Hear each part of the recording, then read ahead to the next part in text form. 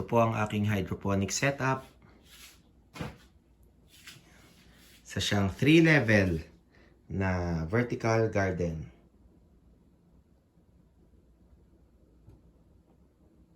Yan. So, bumili lang ako ng dalawang 4-level racks. So, ang aking racks na ginamit ay, kung hindi ako nagkakamali, 16 by 39 inches. At ang kanilang height naman ay 6 feet. So, kasya dito yung ating tuna box na kadalasang ginagamit para sa hydroponic gardening. So, dito sa aking setup ay meron akong 6 na boxes na pwedeng mapalaki yung mga halaman. Yan. So, right now, puno yung aking boxes ng loose leaf lettuce. Itong nasa pinakababa ay malapit ng i-harvest. At yung second level dito sa bandang kanan ay hindi pa. Dito naman sa bandang kaliwa, makikita nyo, ito yung wala pang isang linggo na tin-transplant. And then sa baba naman, second level, ay kaka-transplant lang. So dito sa aking mga, ang tawag ko dito sa aking mga malalaki na ay third stage. Dahil yung first stage ko, yun yung sowing area, germination area. And then ang second na area ko ay yung aking growing stage. So dito sa aking growing stage, yung mga boxes ko ay binutasan ko ng 30 holes. So magkakadikit sila. At sila ay mag-stay dito ng mga 2 weeks before ko sila ilipat doon sa aking third stage o yung harvesting area ko nandoon sa kabila. At dito sa setup ko ay pwede ako mag-harvest ng 60 heads per 2 weeks. 2 weeks sa stage 2 and then 2 weeks dito naman sa harvesting. Ang makikita natin ay gustong-gusto nila yung kanilang mga ilaw. Sila ay talagang malulusog. Yung aking ilaw ay tatlong 18 watt na LED tube.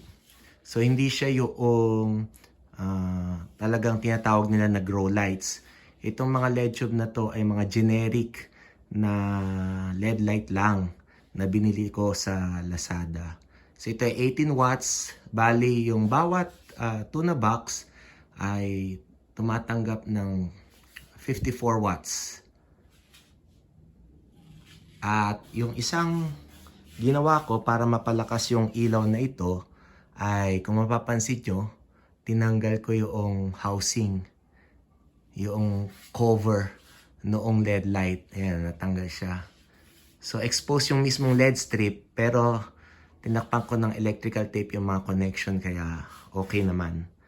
Noong meron siyang housing, yung ilaw na lumalabas dito sa tatlong 18 watts na LED tube ay pumapalo ng mga 12,000 to 13,000 lux o lumens per square meter.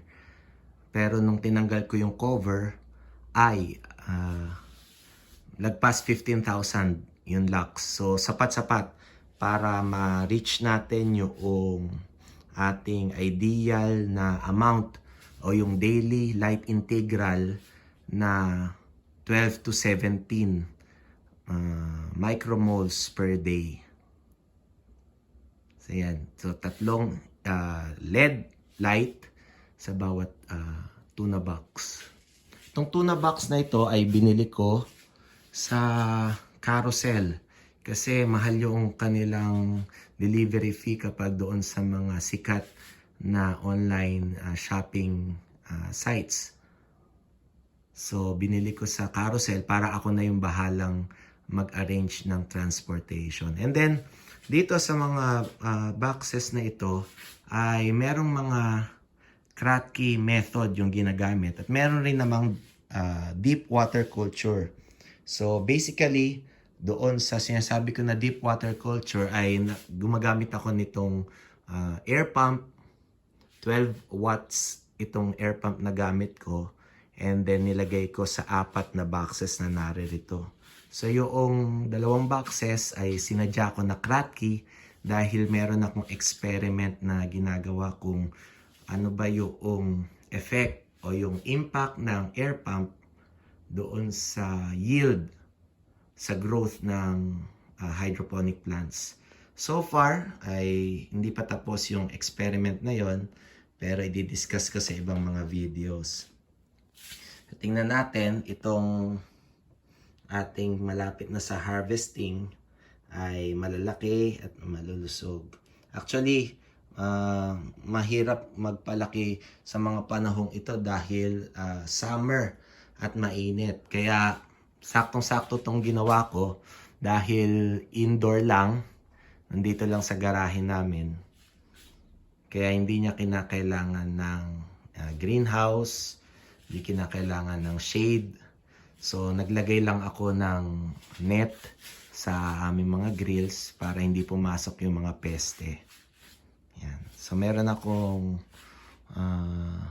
parang greenhouse na doon sa aking bakuran. So in 2 weeks yung mga nandito ay ililipat ko na, hahatiin ko.